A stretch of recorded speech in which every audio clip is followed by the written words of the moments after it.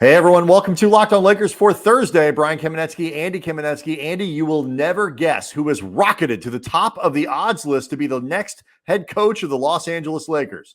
Terry Stotts. Okay, you will guess. And that means we can talk about him. And we have Mike Richmond from Locked On Blazers, covered and watched Terry Stotts teams for years. Break all of that down next. You are Locked On Lakers, your daily Los Angeles Lakers podcast. Part of the Locked On Podcast Network, your team every day.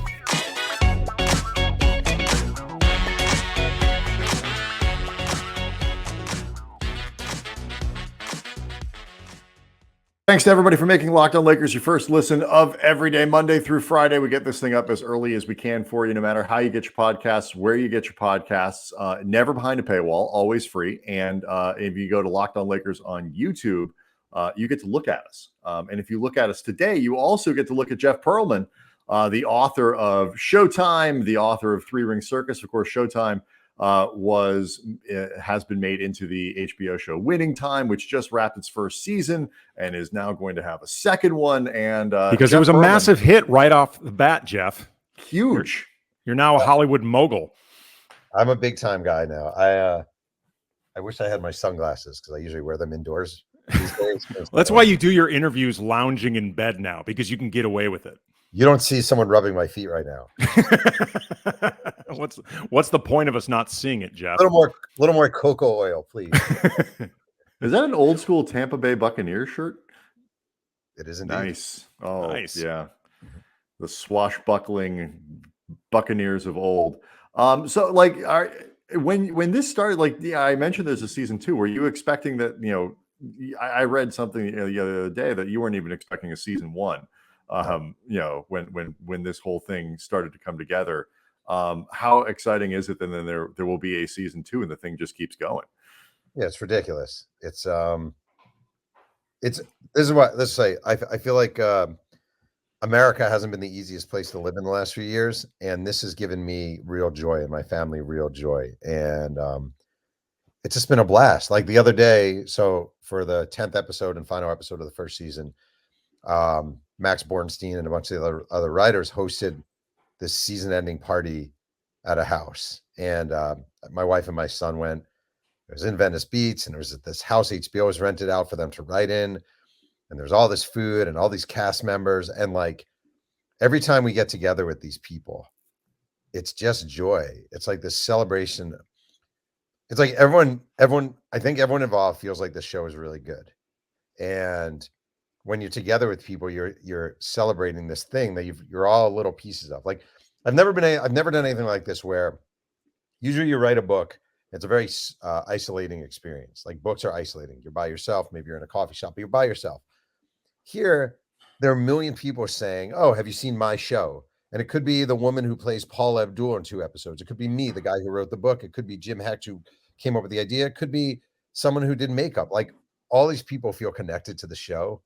And not trying to be corny. It's really kind of a beautiful thing. It's like a lovely thing when you get together with people and they all look at the TV and say, "Oh, that's my show. That's my show. That's my show." So I really have enjoyed that. I was still sort of I know you guys have been talking. I'm still thinking the house that they got for them to write in. Like I'm like, wait, what? I'm sorry. Okay, it's crazy. Quite a budget. The whole thing is crazy. Wait, I'm being serious about this. Like when I went to the premiere party, I was like, I can't even fathom how much money they're putting into this thing. Like just this party, this insane, awesome, one of the best nights of my life parties. You're like, how much money are they putting into this thing? And just all part of the joy of it all, And it's like, I mean, you guys are Jewish. Like it's like when you go to a bar mitzvah and the bar mitzvah is way over the top. Yeah. For a minute, you're like, who are these idiot parents who are like, and then you're like, wait, why do I care? Like if they want to feed me 6 times a shrimp, 6 kinds of shrimp, that's fine. Yeah. That's how it is here. Obviously not a kosher bar mitzvah. It's funny too. Oh, go ahead, Eddie. Yeah. I was just going to say, I've heard you say many times, like you didn't even know who Adam McKay, the executive producer of this, for people unfamiliar with him. He's the director of The Big Short and Don't Look Up and Vice. A ton of stuff he did in the past, like Anchorman with Will Ferrell. You didn't even know who he was. Like, are you not a movie and TV person in general? I am kind of, but I'm not die hard. And like, it's really funny. One of the writers and the guy who originally came over with the idea is this guy, Jim Hecht. And Jim and I have become very good friends. 20 times he said a name, and I'm like, he'll be like, oh, blah, blah, blah, blah, blah. And I'll be like, I don't know who that is. Or I don't know who that is. Like, the guy who plays Jack McKinney in the show is Tracy Letts. And I don't know if most people, do you guys know who Tracy Letts is? I know from the show. Right. Not from beyond the show. Right. He's a Pulitzer winning playwright, a Tony Award winning actor. He's like uber successful. And just an example, no idea who he was, like no remote idea who he was at all. And just besides like the big five, which I guess would be John C. Reilly, Adrian Brody, Sally Field, Jason Segel, I don't know, whoever else. Like, I didn't know who any of these people were. None. Gabby Hoffman, none. Huh. Wow. I just realized he wrote August Osage County. That was a really big deal. He's on my podcast yesterday, actually. The guy's fantastic, but I didn't know. Like, I'm just not that connected. I don't pay attention like I should. When you write a book like that, I mean, is there any part of you that thinks like, oh, this is the kind of story that could be told for television, that could be told in a movie that has a certain cinematic quality to it? Because I mean, it is Hollywood. I mean, the Showtime Lakers. I always knew this would be an HBO series from the moment I wrote the book. Oh, zero, literally zero. Like it is never the only time I wrote a book where I thought, oh, this could be maybe, as I wrote a Walter Payton biography, and I just found his life very cinematic in a way. And interestingly, it's one of the books I've written that has gotten almost no interest, film or adaptation wise. Like a lot of my books have been optioned through the years and nothing happens, but Payton, no one's touched. So obviously my judgment's not very good. It's amazing when you watch this. Some of the performances in there, like Quincy Isaiah as Magic, he just nails it. Yeah. And like beyond just the mannerisms and the vocal qualities and how much he physically resembles Magic, on and off the court, like that star charisma, like that's something that really, that Magic had, but is really difficult for an actor to fake. And like, I just kept watching this thing going like, this guy is going to be a star. And then you look at somebody like Solomon Hughes, who I think nailed Kareem and manages, I think also resembles him a lot, or, Devon Nixon. It's not as hard to imagine him resembling his father, Norm, but it felt like a lot of qualities were there. How surprised were you at their ability to find actors who could, really get into these very specific qualities of these very, very well-known athletes? It's really impressive. I remember when they were looking for Kareem in particular. At one point, there's a former University of Arizona basketball player named Lauren Woods, and I know Lauren Woods, I think, auditioned for the part. And I just think they thought he was good, but he didn't have something like Kareem had. And Solomon just has it. Like, he just has it. And it's lazy to say because everyone says it all the time, but like, he's a PhD and Kareem is very smart, blah, blah, blah, blah, blah. I don't know what it is. He just, you watch a show and you do feel like you're watching Kareem Abdul-Jabbar. It's one of those things. And Quincy, I mean, I love Quincy. Like, Quincy is, first of all, I'm being sincere when I say he's such a nice guy. He's just a nice guy, and he's like a puppy dog, and he's super charismatic, and he oozes something about him. Just talking to him, he's just a really engaging, sort of beaming light of a human being. And I think Magic is the same way in a lot of ways. And so they have this natural charisma to begin with. I love, my favorite part of this show by far is just the number of guys, Quincy playing Magic, Delonte D'Souza playing Michael Cooper, Austin Aaron playing Mark Landsberger, on and on and on. Like, these guys who are getting like one day they were just whatever, living their lives, and now they're starring on an HBO series. And it's just like a dream come true for so many of these people. Like, it was never my dream. Like, I never aspired to be involved with the project. This is just gravy on my life. Like, this is fantastic. But for a lot of these guys, it is a dream. It's like a dream come true. And I love seeing them live that. Like, it warms my heart times a million. Again, I would buy stock in Quincy Isaiah because that guy's going to be big. But you know what? I'll tell you something interesting. I was on that train 100%, and I'm not saying I'm not. But I had a talk one night with Rodney Barnes, who's one of the writers on the show. and he's really taking Quincy under his wing a little bit. And he was saying how like you just never know in this business. Sure. Right? Like we're always like, oh, this guy's going to be a star. She's going to be a star. And then they vanish. Right. And it's just like, it's such a fickle business. That is one thing I've definitely learned. And the people you think are going to be huge sometimes don't wind up huge. And the people you think are hacks wind up, having these sustained careers. And I think he has a load of potential. He has a load of charisma. And I think he's a hard worker. So I feel like the foundation is there. I just always think like, you just never know. You just never know. It's such a hard business, such a weird business. I find it weird. Like the thing I've been struck by in this whole thing is like so many, the people on the show have been great, right? But I've dealt with a lot of people now, and like, it really can be poisonous. Like the need for attention. It is I've said this before, but like, it is an unnatural thing to live for applause. Like that doesn't make any sense. That's not a natural or healthy way to exist. I just think you got to be really careful when you're a young actor that you don't get too sucked up in it. So I think he has potential. I think he's awesome. I think he's wonderful. He's one of my favorite people. But who the hell knows, So much more that we want to get into around the show. You've also written about the Shaq Kobe years, and just you have a great perspective on sort of the history of the Lakers and, maybe where they even are now. Which is historic in other ways. So we'll get into all of that stuff next. Locked On Lakers brought to you by Built Bar. Okay, summer, it is approaching. You're going to have parties. You're going to have kids in camp. You're going to be driving all over the place, and you're going to need some food on the go. And Built Bars are the perfect snack to take with you on family vacations. You can just throw them in your bags and your kids' backpacks. You can stay fueled up for all your summer adventures. And the best part about Built Bars, they taste great. And they're healthy. All Built Bars and the Puffs, the protein-infused marshmallows, they're covered in 100% real chocolate. So while you're eating healthy, you're actually going to enjoy it. They got great flavors for the Puffs, including churro, banana cream pie. You can order a mix box of bars and Puffs, and they got some of the awesome flavors there, like banana cream pie, raspberry double chocolate. They're always just coming up with cool, unique, interesting combinations. And look, most candy bars, they're like 240 calories, 30 grams of sugar, countless net carbs. A Built Bar, only 130 calories, 4 grams of sugar, 4 net carbs, and 17 grams of protein. That's the good stuff. That's the stuff that you want. So go to Built.com, use the promo code LOCKED15, get 15% off your order. Again, promo code LOCKED15, 15% off at Built.com.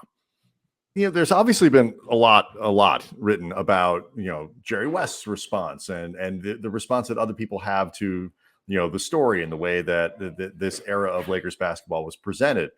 I think probably have some questions about it too, but I'm kind of curious from your perspective as somebody who wrote the book, what is it like to see, things in the source material that is changed or, altered for dramatic purposes and all that, just to see that process go from something that is, a book of historical nonfiction into something that is an entertainment product? So it definitely was a mental adjustment at first. I have to think most writers go through this, whether it's like, I don't know, Michael Lewis or Angie Tom, whoever, like you write something, it's based on fact and blah, blah, blah. And then there's this transition to TV, like I always say with Moneyball, which Moneyball is great. Like in the movie, not a single mention of Miguel Tejada, who won the MVP that season, Eric Chavez, who had 30 home runs, or, oh, by the way, Tim Hudson, Mark Mulder, and Barry Zito in the starting rotation. There was all Scott Hatteberg, who won the pennant for the, like it is I'm sure it was a mental adjustment for him, for Michael Lewis, seeing this book and being transformed. And it definitely is a mental adjustment where you're like,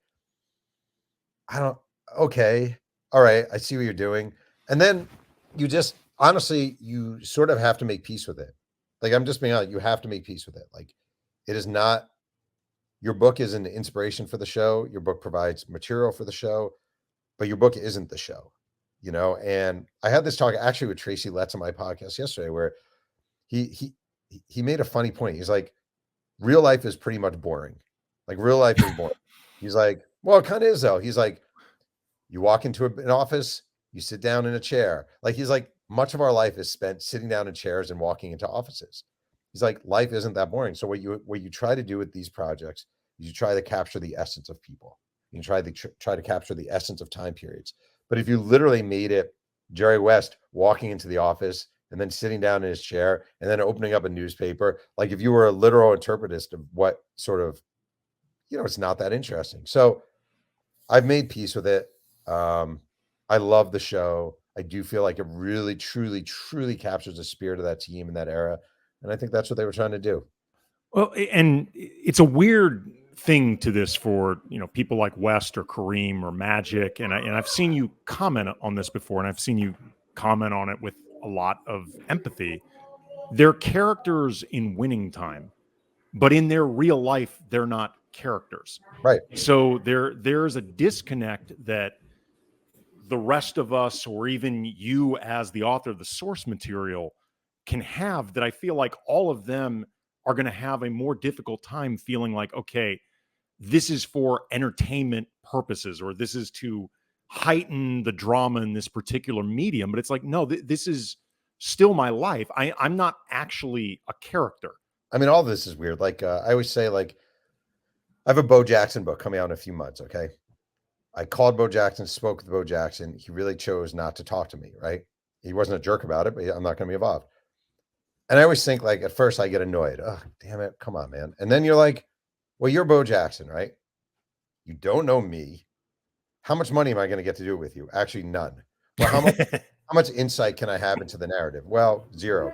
And I see the book before you hand it in. No, you can't do that either. So what exactly is in this for me? Like, right. I think we're the same. Like, you're Jerry West or you're Kareem. We're going to do this TV show. It's going to be based on your experiences. Oh, so it's going to be like, you're going to talk to me and pay me as no. So is it going to be, you're going to keep it strict to everything, right? Well, no, not exactly. Like, how are you going to feel? And I also think the other twist to this that I hadn't thought of until just the other day is most of these guys, Magic in particular, have had their asses kissed their whole life. You're the greatest. You're the best. You're amazing. Blah, blah. I mean, they really have. And that's not an indictment of them. That comes with fame. Even Jerry West, you're the best GM ever. You're the logo. Kareem. Oh my God, Kareem, you're the all-time leading script. Like, that's what they're used to. They're used to people saying, how can we make your life better? How can we praise you more? You're a Hall of Famer, Jerry West, Hall of Famer, Magic Johnson. And then a show comes along. And the funny thing about the show, in my opinion, I bet you guys probably agree, I do think it really pays tribute to those teams. I do not think it is a knocking down of these characters. I don't even think it's a knocking down of Jerry West. I think by the end of the series, you're like, I'm not even just saying this. Like, a lot of people have come up to me and said, man, I love Jerry West in the show.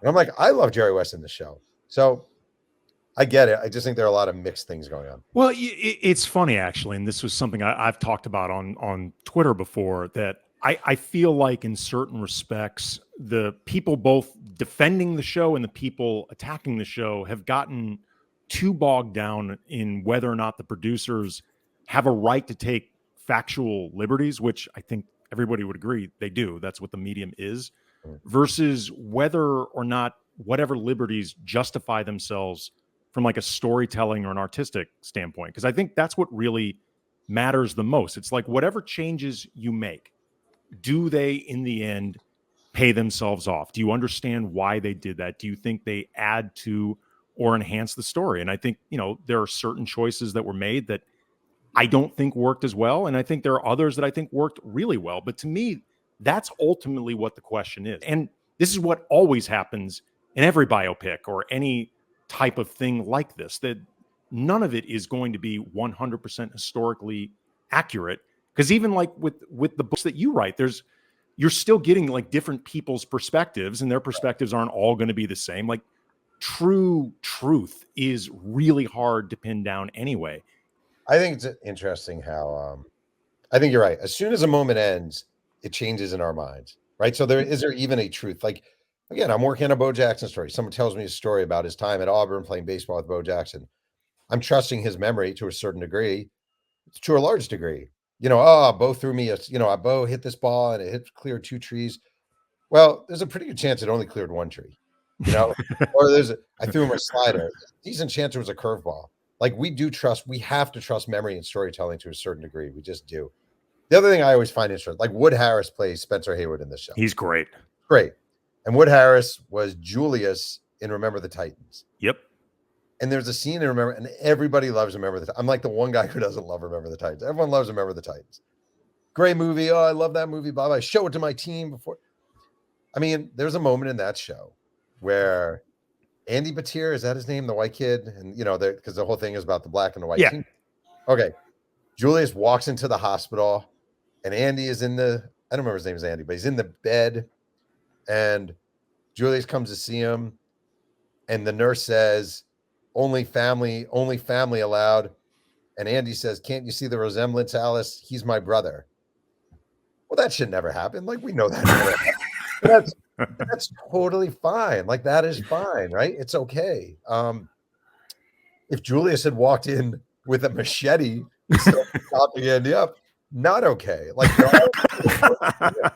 too much a lot of liberty. levels. Too many liberties.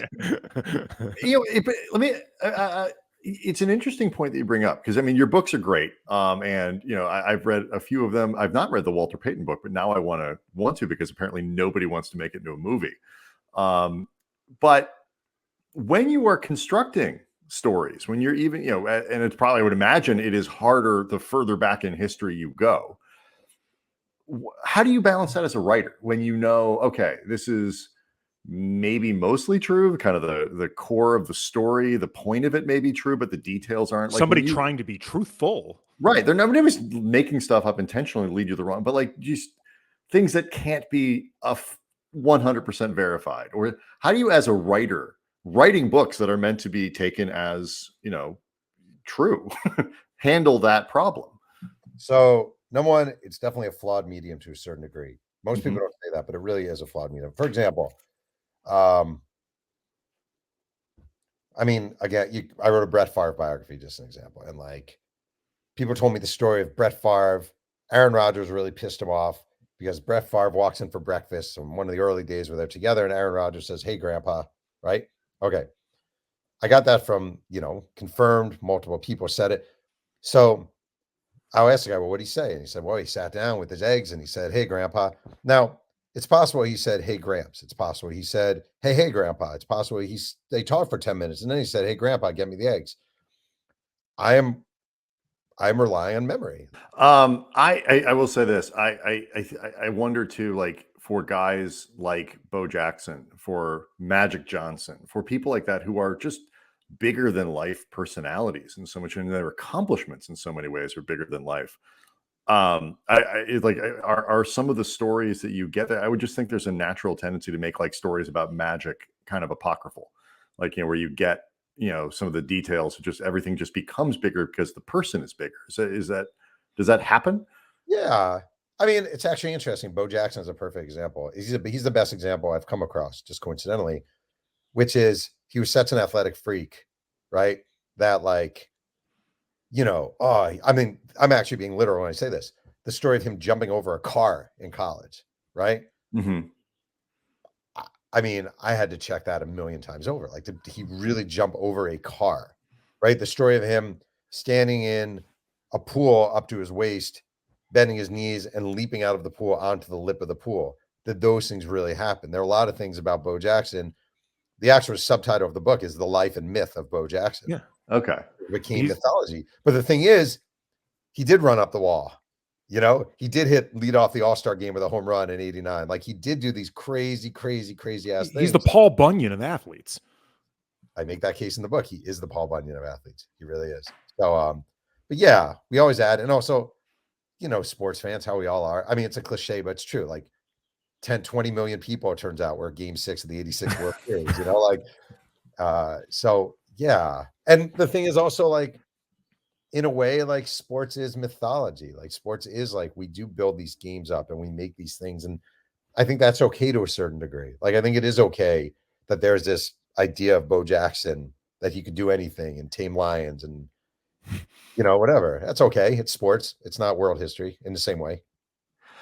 All right, we have a couple other things we want to get into with you while we have you. Kind of relating to how the Lakers operate. You've written about them twice, and just what the franchise looks like. Certainly, these are not great times, and we'll get into that next. Locked On Lakers brought to you by BetOnline. BetOnline, your number one source for all your betting stats and sports info. You can get all the latest sports development, league reviews, and news, including NBA playoffs, NHL playoffs, baseball. It's in full swing now. If you're still not exactly sure how the season's heading, you don't have a really good beat on things, go to the betonline.net preview sections. You can get a look at the AL, NL. They'll have a lot of details you didn't think about. And if you're looking big picture for some of your bets, they can give you a lot of really good advice and insight, steer you in the right direction. BetOnline is your continued source for all your sporting wagering information, from live betting to playoffs, esports, and more. So head to the website today, use your mobile device, learn more about the trends in action. BetOnline, where the games start. I do want to mention, if you are a person who likes writing or likes writers, you really ought to be subscribing to Jeff's podcast. It's two writers slinging yang. If you are a writer, you definitely want to listen to it. If you are a person who's interested in writing, you would definitely enjoy it.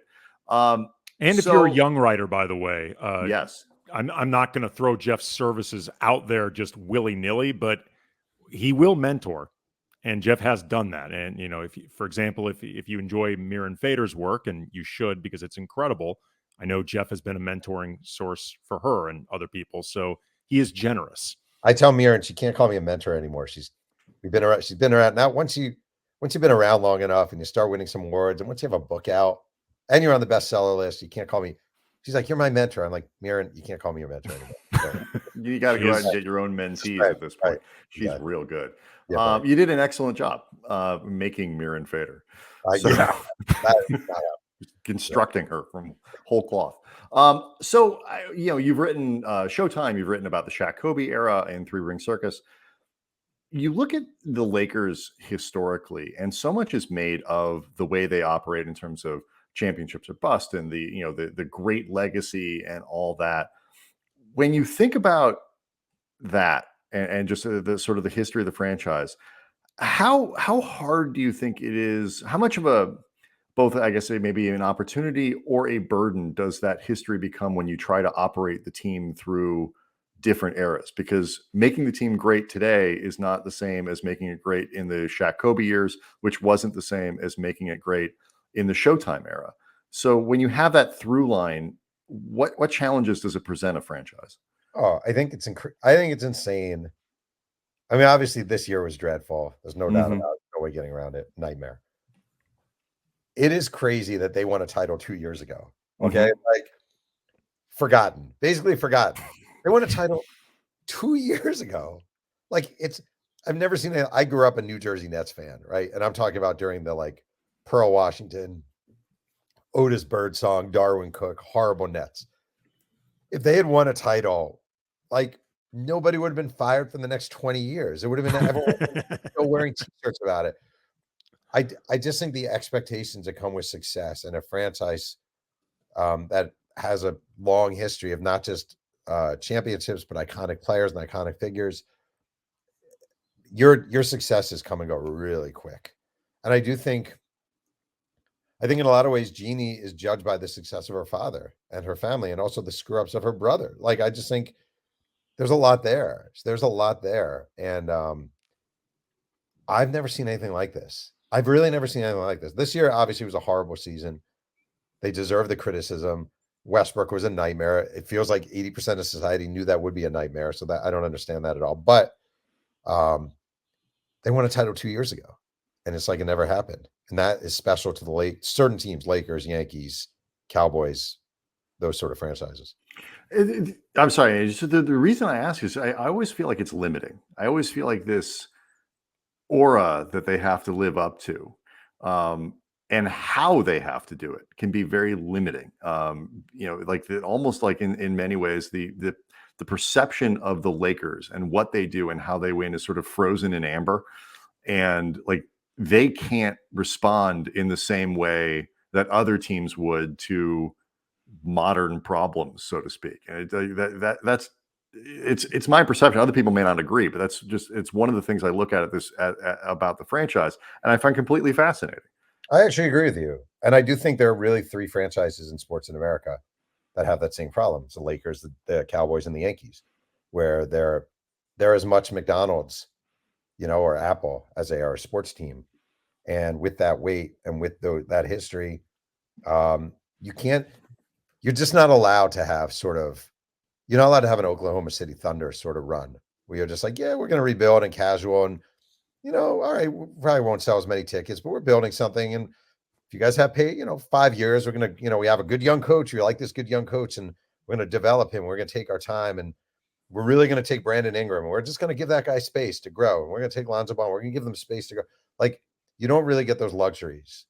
And I think it's really like I grew up in New York. So with the Yankees, it was always the same thing. Like you could bring along a Derek Jeter and you could bring along a Mariano Rivera, but you always had to surround them with the veterans that gave you a chance to win. You couldn't call up 7 rookies at the same time. There had to be an expectation every year that you're going to at least be in the hunt.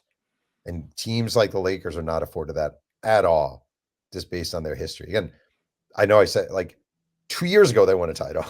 I think that's crazy. They won a title 2 years ago, and nobody gives a crap. Well, I think it's specifically though. It's not just that they won. It's not.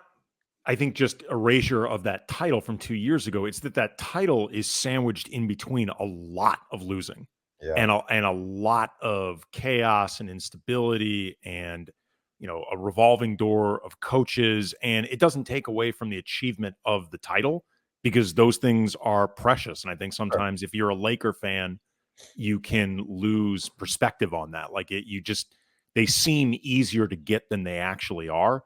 But I think that's why this title in particular hasn't resonated in a way that provides assurances that, that other situations or titles might. It's because it feels like sort of, to quote Train Spotting, a blip in an otherwise steady downward trajectory. You know what was a really bad sign this year? I thought a really bad sign for the beginning is the excitement over Austin Reeves. Like I just saw it like he's okay. Like he's on most NBA teams as a 8th, 9th, 10th guy. And the excitement over Austin Reeves. And I get like there's a certain ugliness that people love the scrappy white guy and blah, blah, blah. That's a whole sociological thing. But like he's got great hands, runs good routes. Right, great hands, heady, blah, blah, blah. But like there was legit excitement over Austin Reeves. And it's like if this is where your excitement is placed, your optimism, you got real problems because he's a marginal NBA player. Well, and beyond that, the success of Austin Reeves is just a scathing indictment of everything that you did in the summertime, because Austin Reeves should be playing in the G League, developing talent. Like, so in a couple of years, hey, we found this rotation. To be good. Yeah. It was a staggering indictment of every single free agent that they brought in to try to do this, because he shouldn't have been on the floor. The whole thing was joyous. Wildly entertaining. I would say wildly entertaining. I thought this was one of the most entertaining years. Really? You're the guy. Fan. I'm just a guy who writes books. Okay. But like, they were wildly entertaining. It was crazy watching the show be done at the same time this team turned into diarrhea. Like, it was amazing. And like Russell Westbrook being that bad was fascinating. And like, I do think it's really a fascinating. No one would buy the book or I would write the book. Like, it is interesting that like you bring in Carmelo, you bring in Russell Westbrook, you have this injury-prone center who's wildly talented but can't stay healthy. You have this aging LeBron who's like clearly the chess master, but he's not really good at that. And like all these characters, I want Dwight Howard, who seems somewhat insane, and like all these characters in one area, and like nobody with the judgment to say this is a bad idea. Like nobody willing to say this is a bad idea. Like that is a fascinating. Someone's going to make the mistake and write a book about this, and nobody's going to buy it because nobody wants to relive this. But like, I disagree with you. I think people would absolutely read the book. Really? Yeah. Nobody would want to relive the actual experience of watching this team as a fan, with the stakes involved of the season in real time. Yeah. Would they want to go back and find out more of just how the F this actually happened? Yeah, they would. I wanted to ask you, though, because you've spent a lot of time around Jeannie Buss. I think you know her reasonably well. I'm walking, by the way. No, I like this. Yeah, I like this. You're adding motion. I assume you're exciting. doing something like that. Two-part question for you. One, why do you think she tends to keep the front office and the people whose decisions matter the most so insular and so much just in terms of like long-standing familiarity as opposed to outside voices who, she may not be as familiar with, but might have more to actually offer basketball-wise. And then the second part is just, how do you think she's done with this transition from running business ops, which by all accounts she was very, very good at, to this place of being the ultimate shot caller in the organization? I mean, it hasn't gone well. That's obvious. So first of all, I have to say, and I know this is like unnecessary to say, I really like Jeannie. Like, I really like Jeannie. I think Jeannie's a genuinely good and decent person.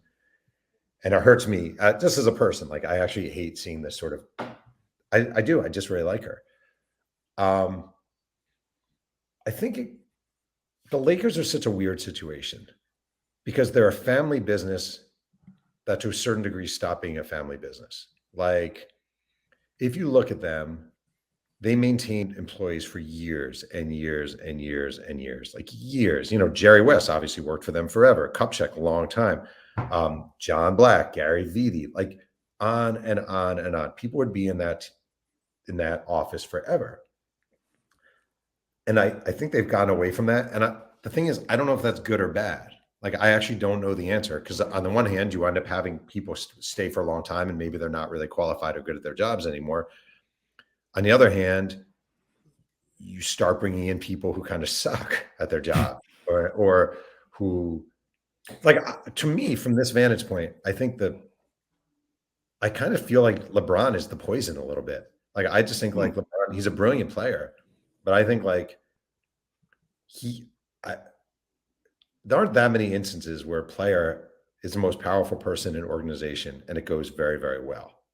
Like, just not, like I was covering Major League Baseball during the late 90s at Sports Illustrated.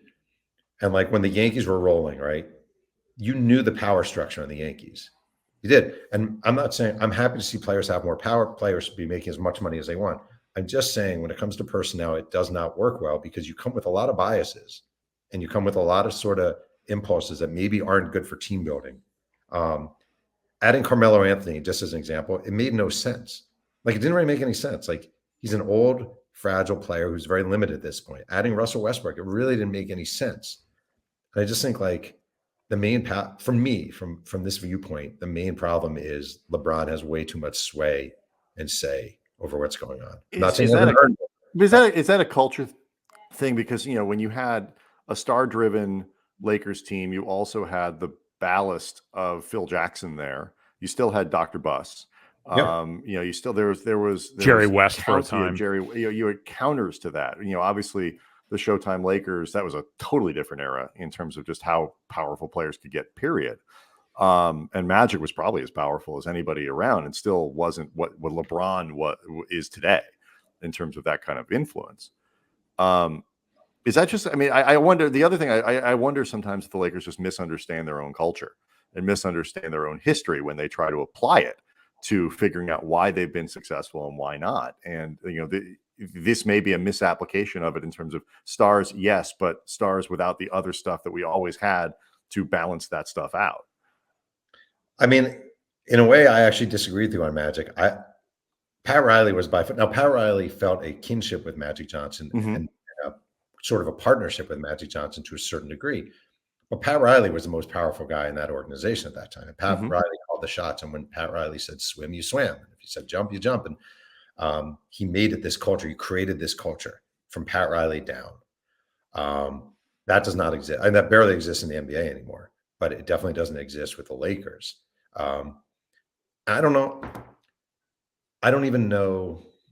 The thing is, I don't know in the modern NBA if that could ever be again.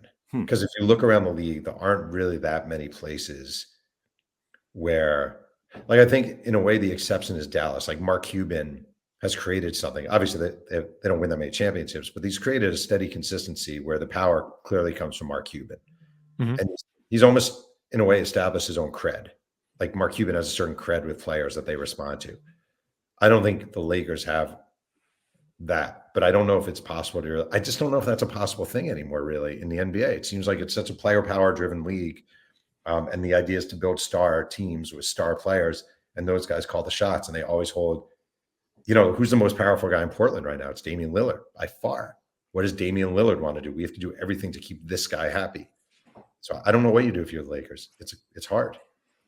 The book, if you haven't read it, is Showtime. There's also Ring CIrcus. There's how many other ones? Bo Jackson comes out in October. That'll be the 10th book. Okay, that'll be, and they're all worth reading, and they're all excellent. And then the podcast is Two Writers Slinging Yang. Thanks so much for giving us the time. This is a lot of fun. We always like when we get to catch really up excited for you, man. This has been really cool. It's been obvious how much you've enjoyed it, man, and it's just fun to see. Well, thank you so much for having me on. I appreciate it.